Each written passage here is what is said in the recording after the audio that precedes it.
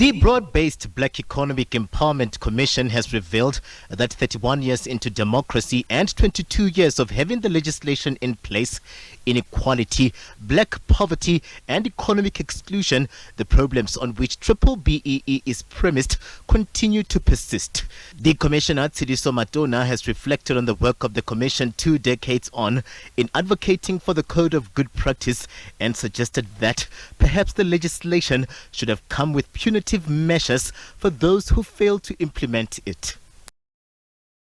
Who do this and believe and it works for them. But there are others who didn't buy into this. So we're still sitting with lack of buy-in, all right, and who have not fully implemented, and they engage in all kinds of gymnastics and tricks, to game the system, to make an appearance as if they are, window dressing, as if they are complying, but actually they're not complying, and therefore we have to deal with some of those problems. But what does it mean? It means that this tool that we created called BEE, we have not used it faithfully, fully, and effectively. Held a dialogue with the BMF looking at the country's transformation agenda through BEE, with Commissioner Matona looking at the evolution of the legislation. Incumbent capital also saw it in their interest to pick and choose some amongst us that they wanted to give equity in their businesses. But we quickly realized that no, this is not what this thing should be, and we must change it. And hence we introduced the broad-based elements of it. We introduced management, we introduced skills, we introduced procurement, and we introduced socio-economic. So it's broad. It's broad. The problem is that the broad aspects of it do not have that kind of visibility. And I think it's a problem. So we must fix that. We must give full visibility to, for example, socio-economic investments in underdeveloped areas, in rural areas, which sometimes are the only form of investment.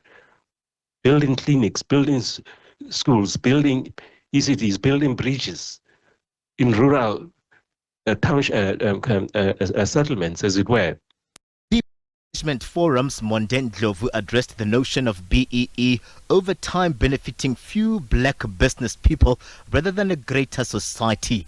He shared statistics from company Intellidex. When people say who's benefited more from Triple BEE, in fact, the statistics are telling us, and the process is telling us, that we've created more white millionaires out of the same process that's supposed to assist black people. How have they done this? In these particular transactions, one, the owners have been white.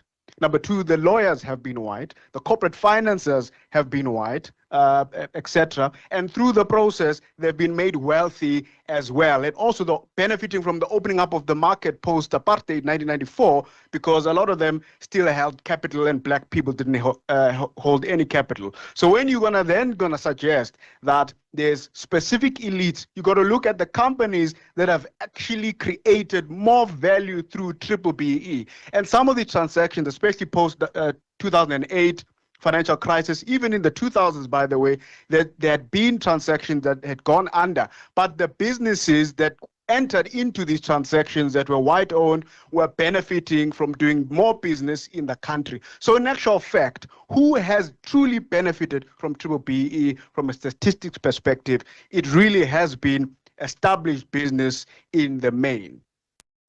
EMF and Triple BEE Commission have signed a Memorandum of Understanding that will look at, amongst others, developing and promoting strategies that advance economic transformation, implementing nationwide awareness and advocacy campaigns on Triple BEE and related legislation, and tracking and analyzing ownership, management and skills composition trends in the private and public sectors. Katlego, Legodi, SABC News, Johannesburg.